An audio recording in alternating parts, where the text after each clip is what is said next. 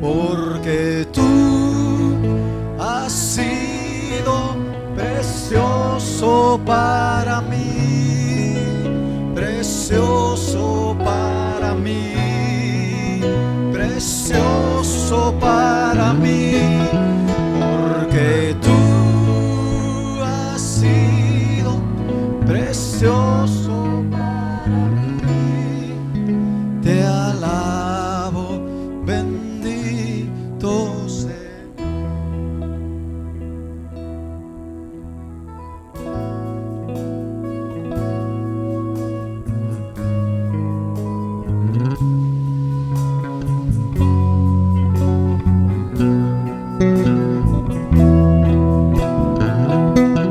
¿Qué pasó con Jesús cuando murió? Vamos a dejar que la Biblia nos responda esta pregunta. En primer lugar, Jesucristo cuando murió no dejó de existir. Apúntelo, los que están tomando notas. Jesucristo murió como hombre, no como Dios. Eso sí lo entienden, ¿verdad? Porque es imposible que Dios muera. Pero cuando Cristo vino, Él era Dios en la carne. Y voluntariamente, según Filipenses capítulo 2, versículo 8 en adelante, Él hizo a un lado su poder, sus poderes como Dios. Y actuó en esta tierra como hombre lleno del Espíritu Santo y no como Dios. Cuando Él murió como hombre. Pero no dejó de existir, como lo vamos a ver en Hechos capítulo 2, versículo 27. El apóstol Pedro, predicándoles a las multitudes, cita el Salmo 22, una profecía acerca de Jesucristo, y comenzando desde el versículo 26, nomás sepa que se está refiriendo a Jesús y su muerte. Dice: por lo cual mi corazón se alegró y se gozó mi lengua, y aún mi carne descansará en esperanza. Aquí está hablando de su cuerpo que fue sepultado. Y el 27 dice: porque no dejarás mi ¿qué? No dejarás mi alma en el Hades. Ahorita vamos a explicar cómo en unas partes dice, cuando habla de la muerte de una persona se dice alma, y en otras partes se dice espíritu. Y aunque el espíritu y el alma tienen sus diferencias, no son la misma cosa, pero a la hora de la muerte, hermanos, el espíritu y el alma, que es lo de adentro, se une, y eso es lo que sale del cuerpo, y el cuerpo queda aquí. Y aquí te hacen cafecito, ay, se murió no sé quién, y tristes el esposo, la esposa, los hijos, los familiares, tienen que hacer los trámites de la muerte, que si tiene terreno, no tiene terreno, que cuánto cuesta esto. Y mientras usted está preocupadísimo por el sepelio, por el funeral, la persona que se murió ya no se preocupa por ninguna de esas cosas. Ha salido de este cuerpo su espíritu y su alma. Aquí vemos que el alma de Jesús salió cuando Él murió. Dice: porque no dejarás mi alma en el Hades, ni permitirás que tu santo vea corrupción. O sea, que el cuerpo se pudra y los gusanos se lo coman. ¿Ok? Entonces, aquí vemos, hermanos, que Jesús no dejó de existir, sino que cuando Él murió, su espíritu y su alma salieron de Él, y Él se fue a un lugar que se llama Hades. Yo no lo estoy inventando. Aquí dice: no dejarás mi alma en el Hades. Ahorita voy a explicar un poquito más de esto, ¿ok? Pero de la misma manera, nosotros también, hermanos, cuando morimos, cuando una persona muere, no es el fin de la existencia en este mundo. Más bien es la continuación de la vida que tú dejaste atrás aquí en esta tierra. ¿Sí? Es la continuación. Solamente que vas a estar en otra ciudad, en otro país, en otra nación, dependiendo de tu relación con Cristo. Como ustedes ya lo saben, si tú tenías una relación saludable con Cristo, si Jesucristo es tu Señor y tu Salvador, tu espíritu va al cielo. Pero si no, tu espíritu va a un lugar llamado ¿cómo? Y aunque ahorita muchos predicadores están enseñando que un Dios de amor no puede mandar a nadie al infierno, bueno, estos predicadores se creen más buenos que Dios, ¿verdad? Pero la verdad del asunto es que sí existe un lugar de tormento llamado infierno, y Dios no quiere que te vayas ahí. Dios no quiere. Mi esposa me dice: cuando prediques del infierno, Rubén, por favor no lo digas enojado, dilo así como con amor, con misericordia, con compasión. Y le digo, bueno, voy a tratar, pero así yo no soy. Pero de cualquier manera, Dios no quiere que nadie se vaya al infierno. Dios no quiere que nadie se pierda. Es por eso que mandó a su Hijo Jesucristo para que tomara tu lugar en esa cruz y muriera en esa cruz para que tú puedas ser salvo de ese lugar llamado infierno. ¿Cuánto le dan gracias al Señor por un Dios como ese que tenemos? Tremendo, ¿verdad? Muy bien. Entonces hay ejemplos en la Biblia de personas que murieron, pero después los vemos que no dejaron de existir, sino que ellos siguen. Por ejemplo, Abraham. En Génesis capítulo 25, versículo 8, se nos dice que Abraham, como cualquier otro ser humano, dice que murió. Génesis 25, 8 dice: y exhaló el espíritu. Ya ve cuando una persona muere. De Jesús dijo que él salió con su alma, ¿verdad? Pero de Abraham, ¿qué dice? Que lo que salió fue el espíritu, ¿verdad? La Biblia, aunque son dos partes diferentes, espíritu y alma, pero en cuanto a la muerte no hace la diferencia si dices alma o si dices espíritu. Y aquí lo estamos viendo. Y exhaló el espíritu. Está hablando no el espíritu de Dios, sino el espíritu de Abraham. Porque fíjese que es con E chiquita, E minúscula. Y exhaló el espíritu y murió Abraham en buena vejez. Que esta bendición sea para cada uno de ustedes, hermanos. Que si Cristo no viene pronto o no viene antes, usted muera, pero en buena vejez, anciano y lleno de días, que conozca a los hijos de sus hijos y a los hijos de los hijos de sus hijos y a sus nietos y a sus bisnietos. ¿Reciben esa bendición, hermanos? Bueno, ya si usted se descuida ya es otra cosa, pero ya. Anciano, así murió Abraham, anciano y lleno de años, y fue unido a su pueblo, y lo sepultaron Isaac e Ismael sus hijos en la cueva de Macpela, en la heredad de Efrón, etcétera, etcétera. Bueno, pues nada controversial. Aquí vemos que un hombre común y corriente muere como todos ustedes van a morir, menos yo, ¿verdad? Porque no, estoy jugando, hermanos. Pero después lo vemos en acción después de muerto. Y no nomás a él, hay otros ejemplos, pero nomás vamos a ver uno, porque si no se nos hace tarde. Lucas, el capítulo 16. Vamos todos a Lucas, el capítulo 16. Les dije que iba a ser mucha Biblia ahora, No vamos a leer toda la historia, al rato la leemos, pero aquí vemos que se muere un hombre llamado Lázaro, un mendigo. Y cuando digo esa palabra tengo que pensar bien del acento, ¿verdad? Porque hay muchos que lo dicen mal. Ese mendigo, ese pordiosero, ese era homeless, así les llaman aquí, se murió, ¿verdad? Y también se murió una persona rica, era rico él. Y ya cuando estaban en el Hades, ahí es donde fue Jesús, fíjese lo que dice el versículo 23.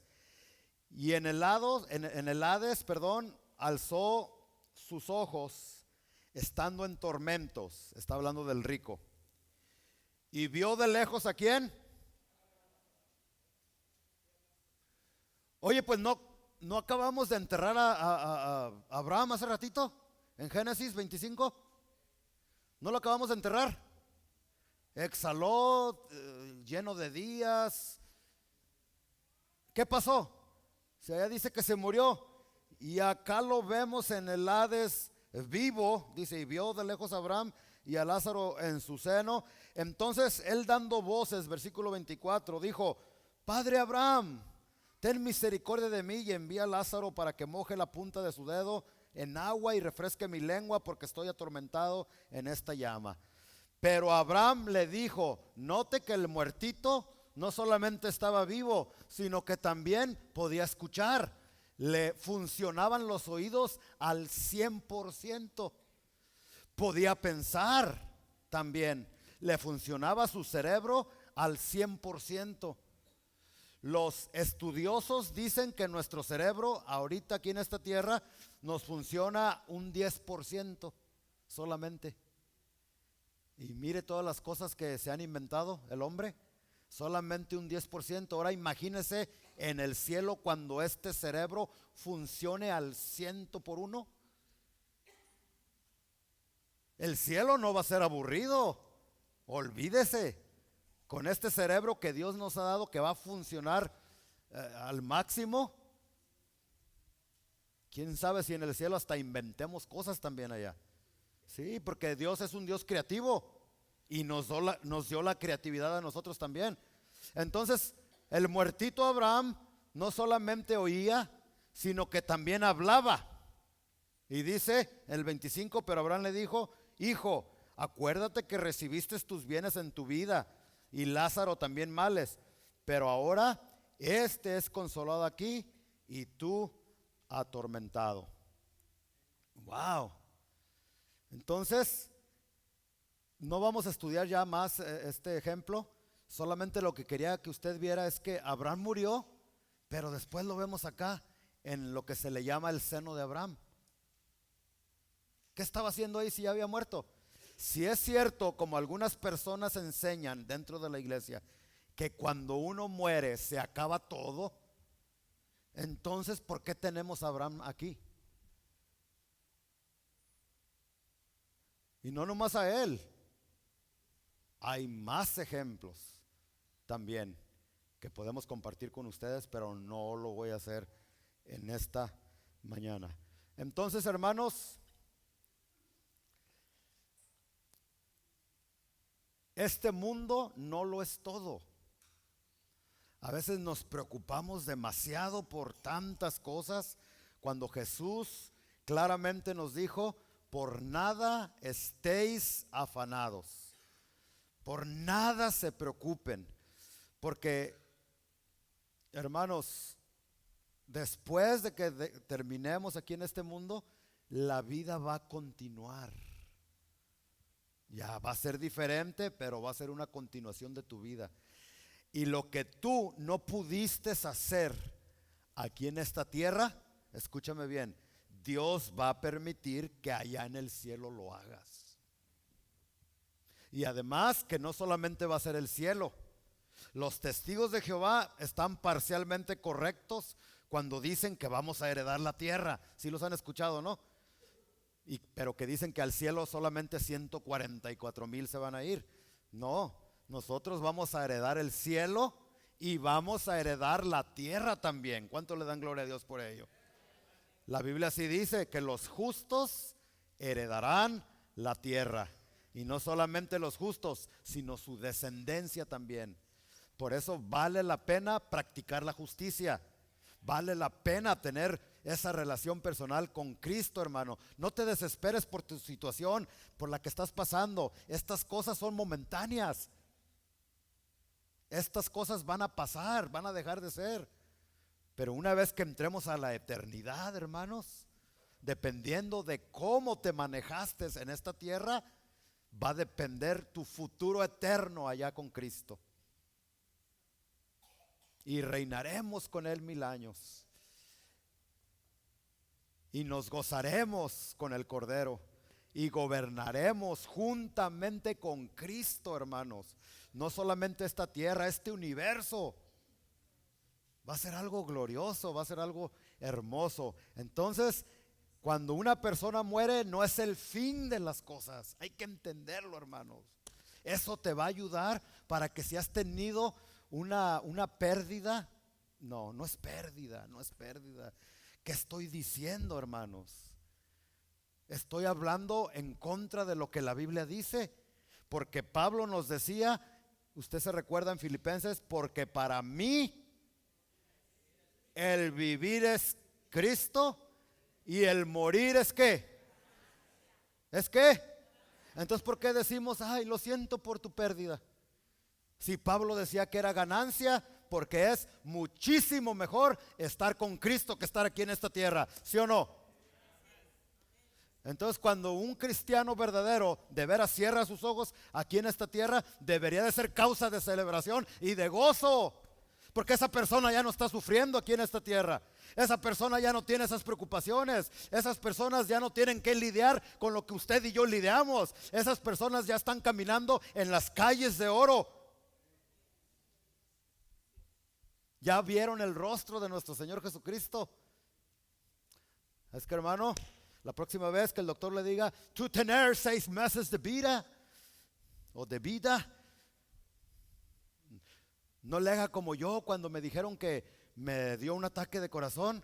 Me deprimí, me puse triste, me preocupé y después dije, ¿qué estaba haciendo yo? Pues la palabra dice todo lo contrario. O sea, estamos en las manos de Dios. Estamos en las manos de Dios, hermanos. Y tú no vas a morir cuando al diablo se le dé su maldita gana. Tú vas a dejar de vivir y de existir en esta tierra cuando Dios diga que ya se terminó tu tiempo aquí en la tierra. Si no, eres indestructible. No hay enfermedad, no hay demonio, no hay diablo, no hay nada ni nadie que te pueda matar en esta tierra. Estás en las manos de un Dios vivo, poderoso, hermano. Entiéndelo, por favor. Entonces déjate de preocuparte. Tu salud está en las manos de Dios. Tu familia está en las manos de Dios. Tus finanzas están en las manos de Dios. Tú estás en las manos de Dios. ¿De qué tenemos que preocuparnos? Si Dios con nosotros. Ya me hicieron enojar.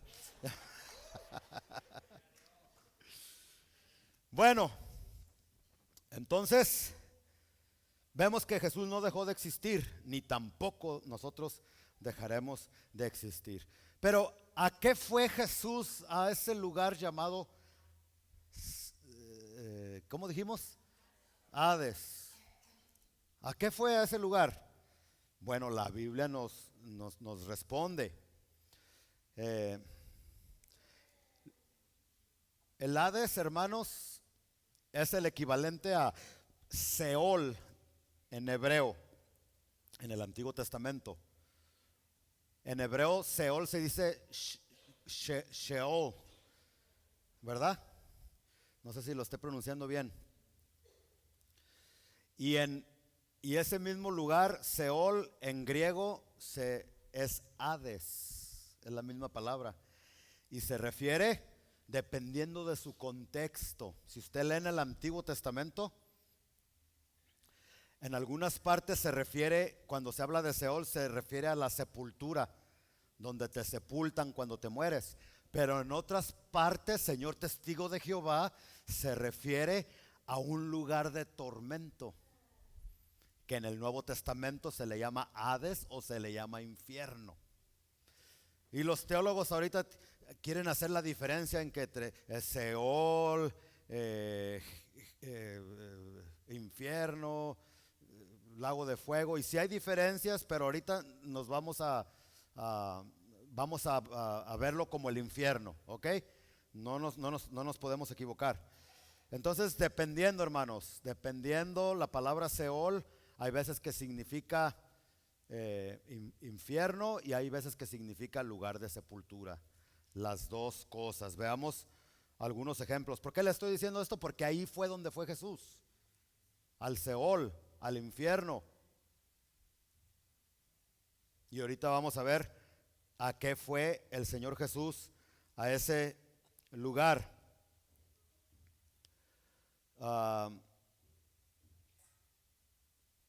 Vamos a ver, vamos a ver. Vamos, hermanos, a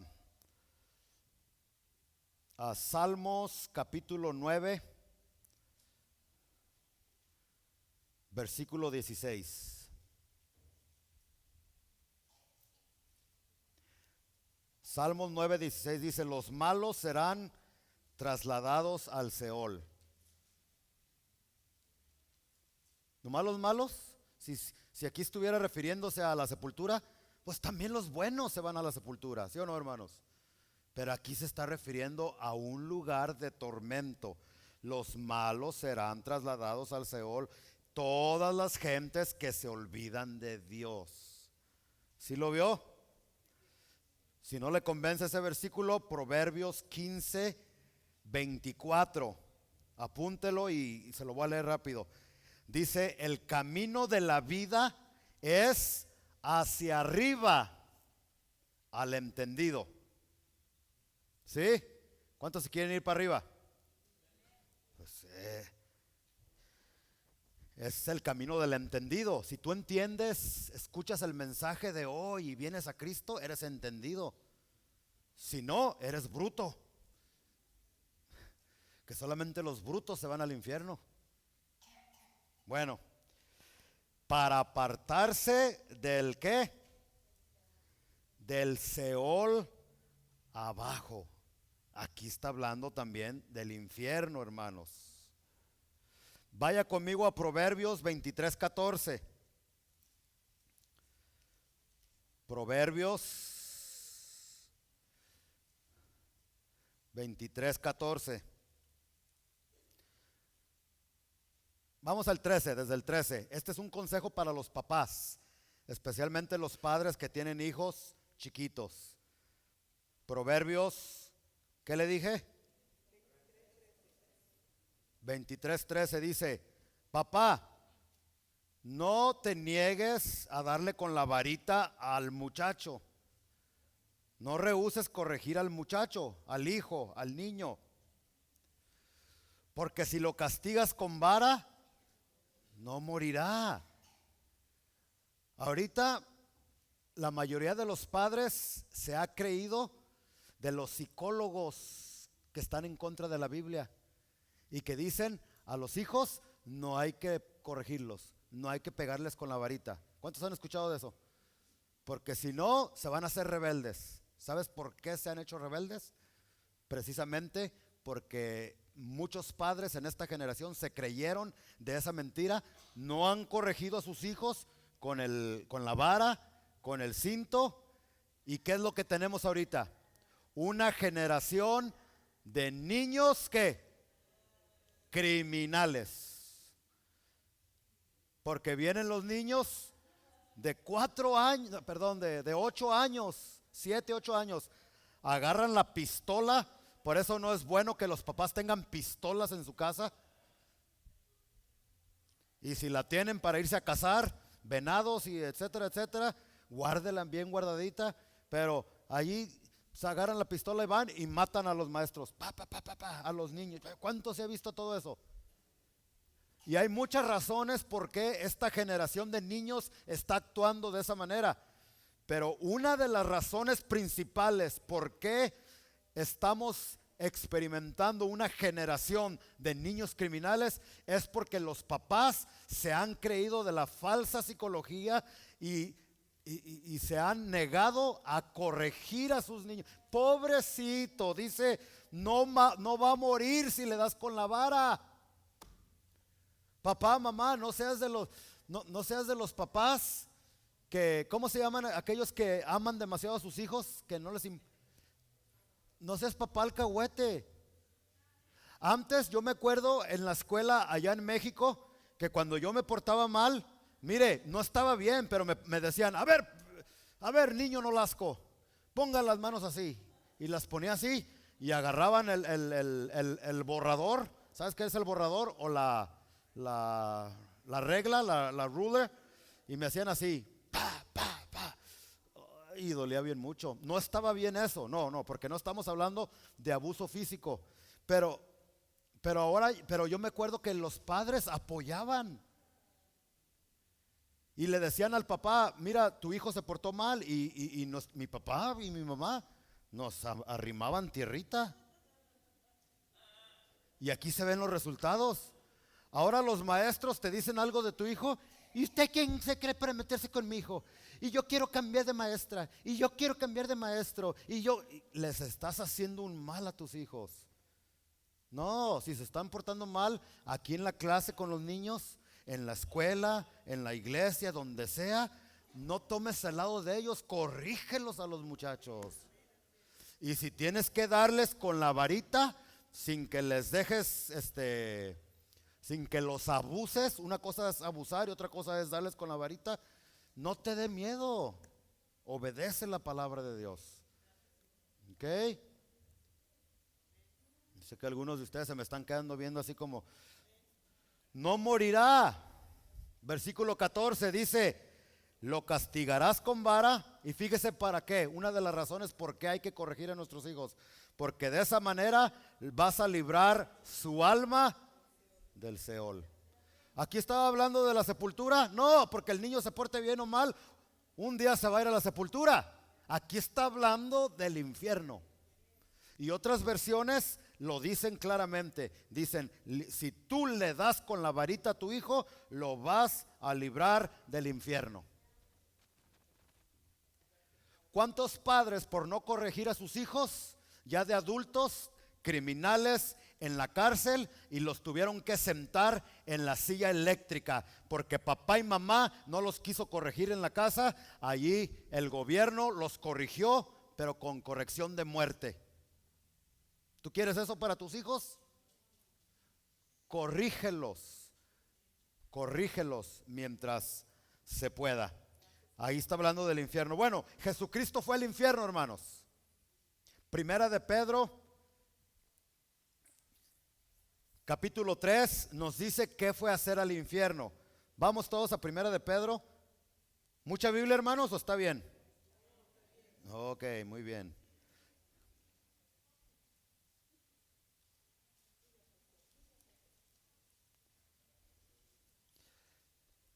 Primera de Pedro 3:18. Dígame cuando lo tenga.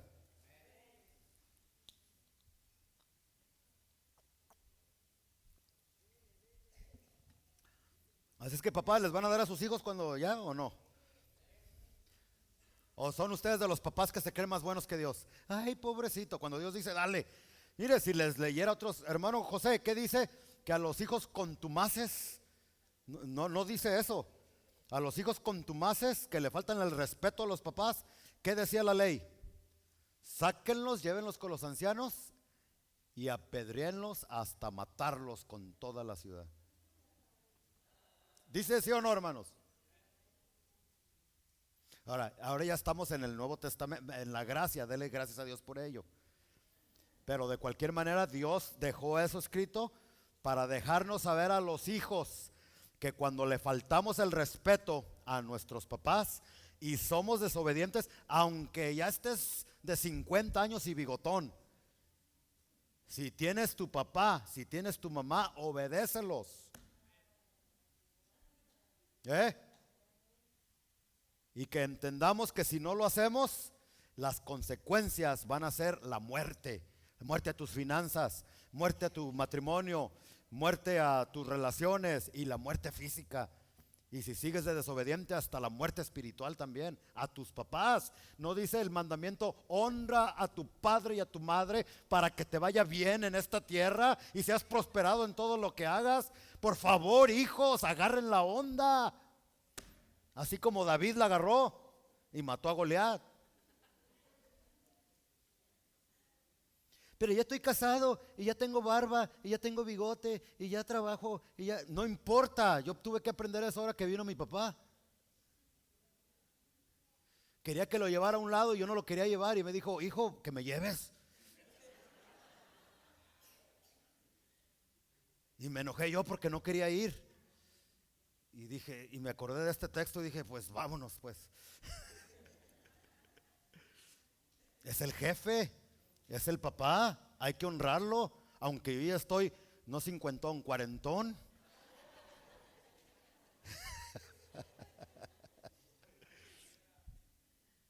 Bueno, fíjese, primera de Pedro 3:18 dice, porque también Cristo padeció, ¿cuántas veces? Entonces, ¿por qué en la misa católica crucifican a Cristo cada vez que practican una misa o hacen una misa? Porque misa, eso es lo que significa, la repetición del sacrificio de Cristo por los vivos y los muertos. Pónganse truchas, listos. Una sola vez por los pecados. El justo por los injustos. Él era el justo, es el justo y nosotros los injustos. ¿Sí o no, hermanos? Para llevarnos a Dios. Gloria a Dios por ello. Siendo la verdad, fíjese cómo murió Jesús. Muerto en la carne, o sea, su carne sí murió, se quedó sepultada ahí. Lo que nos va a pasar a nosotros si Cristo no viene antes, pues el cuerpo se muere y se queda para los gusanos, muerto. Pero el espíritu, fíjese lo que dice, pero vivificado ¿en qué? ¿En qué, hermanos? Pero en Hechos 2 decía que el alma, ¿qué pasa aquí? Es que para la Biblia no hay diferencia, espíritu o alma, se unen las dos. Un ser espiritual o de dentro y se va. Bueno, eso decía G. Ávila. ¿Y qué me importa lo que decía G. Ávila? Tiene razón usted, eso dice la Biblia. Bueno, entonces, vivificado en espíritu. Y fíjese lo que fue a hacer al infierno Jesús en el 19. En esos 3 días que estuvo muerto, dice, en el cual también fue, ¿y qué? Y predicó a los espíritus encarcelados, los que en otro tiempo desobedecieron cuando una vez esperaba la paciencia de Dios en los días de Noé, mientras se preparaba el arca, en la cual pocas personas, es decir, 8, fueron salvadas por agua. ¿Qué estaba haciendo Jesús en el infierno, hermano? En primer lugar, Él no fue a sufrir al infierno. Cristo tomó tu lugar en la cruz, y en la cruz fue lo equivalente a 1000 infiernos por todo lo que Él pasó. Porque ahorita hay una doctrina de que Cristo fue a sufrir por ti, para que tú no vayas a... No, pero esto no es cierto, porque Jesús, cuando estaba pendiente de esa cruz, Él dijo, it is finished. ¿Se recuerdan? ¿Cómo se decía en español, it is finished? Pagado es, terminado es. O sea, lo que se tenía que hacer para perdonarnos nuestros pecados, Cristo lo hizo en la cruz. Él ya no tuvo que ir al infierno a sufrir. No se crea de esa cosa usted, ¿eh? Él fue al infierno a varias cosas, pero una de ellas fue a predicar el evangelio. Y allí es donde ya se me fue el tiempo, hermanos. Le seguimos para otra semana, porque si no, bueno. ¿En qué iba antes de que me interrumpieran? Ahí es donde se confunde la gente, porque ¿cómo que fue a predicar? Y de allí es donde hay personas, especialmente hombres, que se ponen una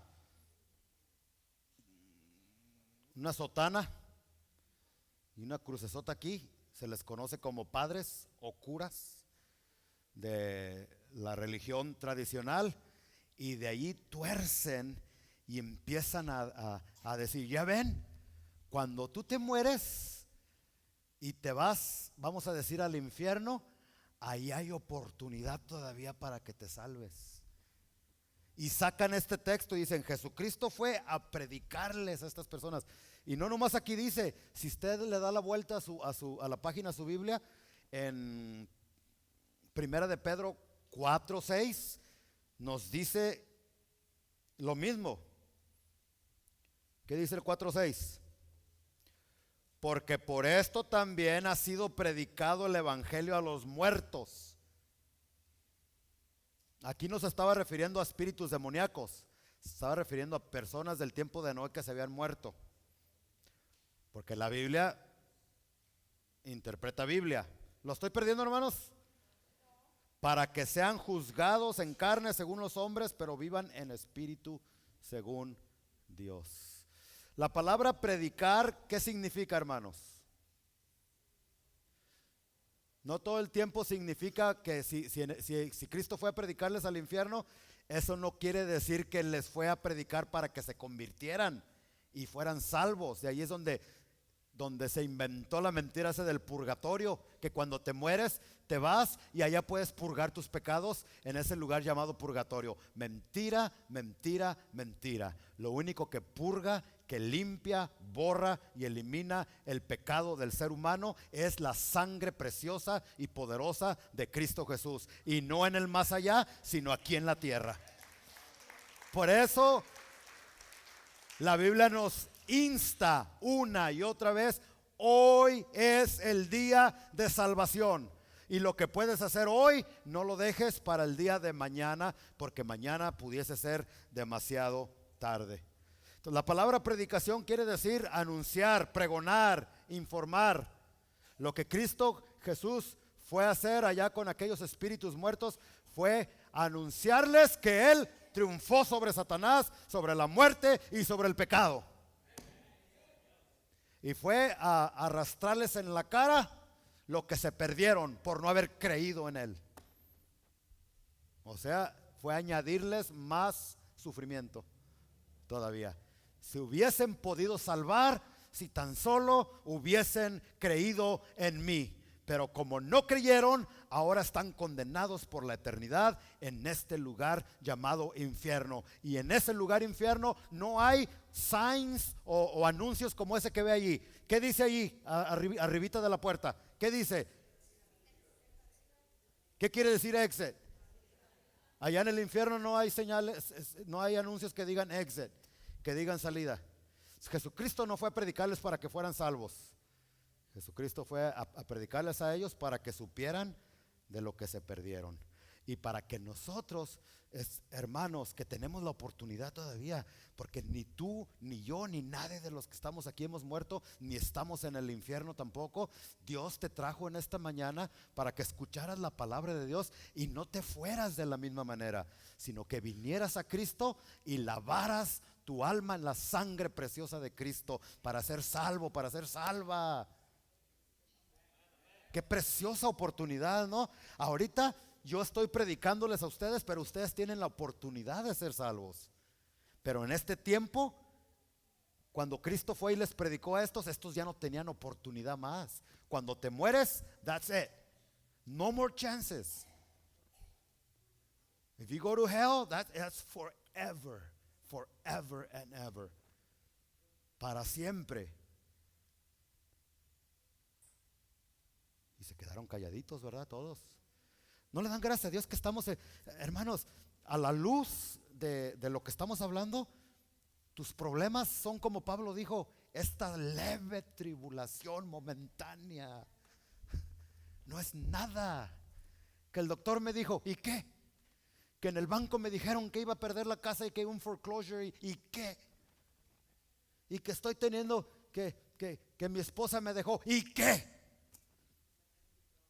Te sacaste la lotería. No se crean, estoy jugando, no vayan a.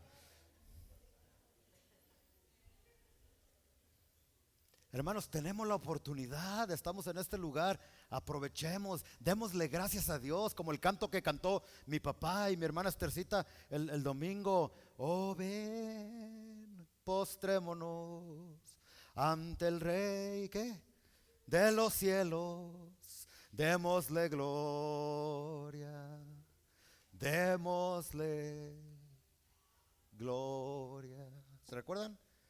Al que es y que siempre será. Él es digno, digno es que de mi alabanza. Adoremos, alabemos al Rey. Hagámoslo, hermanos. Mire dónde te tiene Dios. Eres privilegiado, eres bendecido como no te lo puedes imaginar. Te le has escapado a Satanás, al infierno. Si ya estás en Cristo, dale gracias al Señor. Pero estos pobres les predicó y ya no tenían oportunidad. Ah, pero había otro grupo. Y yo creo que le seguimos la semana siguiente, porque me quedé a la mitad. Pero había otro grupo que sí tenía la oportunidad de salir del Seol. Porque les digo rapidito, a ese lugar Seol en la Biblia se le llamaba, en los tiempos de Jesús, el seno de Abraham.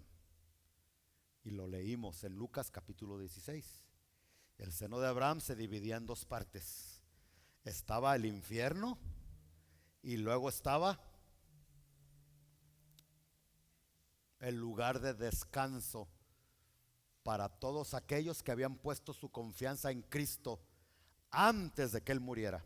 Por fe, creían que Cristo iba a morir. Todos ellos se morían, pero no se podían ir al cielo, porque sin la sangre de Cristo nadie puede entrar al cielo. Entonces ellos eran guardados en un compartimento, en un lugar llamado el seno de Abraham. Pero de ahí del seno de Abraham se veía, estaba una cima grande, y al otro lado se veían los que estaban atormentados en el infierno. Lo leímos hace ratito. Ese grupo también escuchó la predicación de Cristo, pero para ese grupo sí había esperanza, sí había oportunidad. Pero para la otra semana continuamos, porque pues dicen que no retienen, después de media hora ya no retienen casi nada, ¿verdad?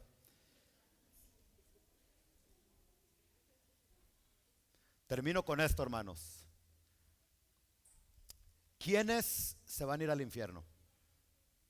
A ver, pregúntale al que está a tu lado, ¿quién se va a ir al infierno? La Biblia nos lo responde.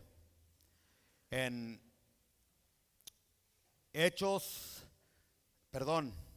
Apocalipsis 19:20. Hermano José Carlos, 20:10. Apocalipsis 20:10. Hermana, 19:20. Apocalipsis 19:20. Y 20:10. Que nos sigan las cámaras por acá. Síganos. 20:10, pero primero las damas. A ver, hermana, ¿qué dice todos, hermanos, qué dice Apocalipsis? ¿Qué dije? 19:20. 19:20, ¿qué dice? Y la bestia fue apresada, y con ella el falso profeta que había hecho delante de ella Siguiente. las señales con las cuales había engañado a los que recibieron la marca de la bestia y había adorado su imagen. Estos dos fueron lanzados vivos dentro de un lago de fuego que arde con azufre. Entonces, en primer lugar, vemos que los que se van a ir al infierno son la bestia, el anticristo.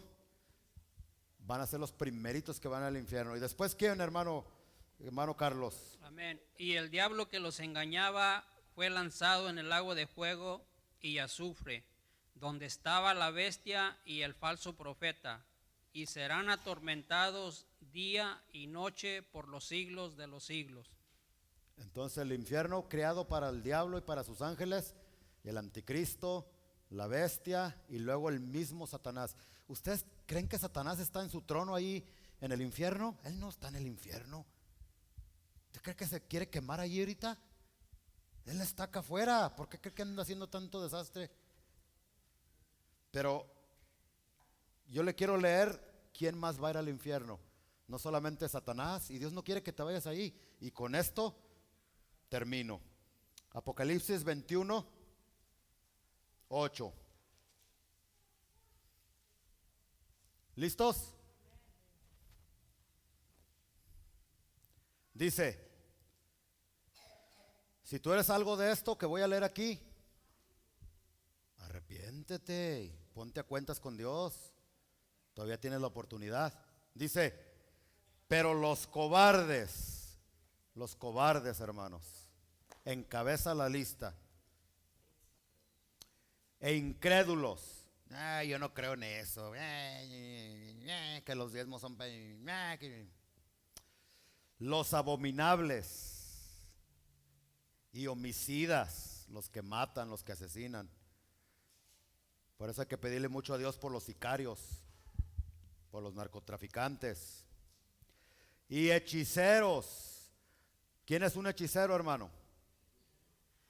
Un hechicero no es solamente una persona que te hace la limpia y que te estrella huevos en la cabeza y que te lee las cartas y que juega con la ouija. No, un hechicero es alguien que fuma marihuana,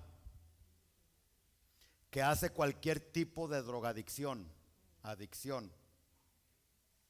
Porque esta palabra fornicario en el original griego es farmacéucos. Entonces, ni los hechiceros, ni los fornicarios, los que andan con una mujer y con otra y para allá y para acá, ni los idólatras. ¿Quién es un idólatra? Y en otras partes dice también ni los afeminados, ni los homosexuales, aunque te hayan dado derechos. ¿De qué te sirve que te hayan dado derechos aquí en la tierra si allá en el cielo estás condenado? Ni los idólatras son todos aquellos que se le hincan a algo o a alguien que no es Dios, que no es Cristo, que no es el Espíritu Santo. Y todos los mentirosos tendrán su parte en el lago que arde con fuego y azufre, que es la muerte segunda.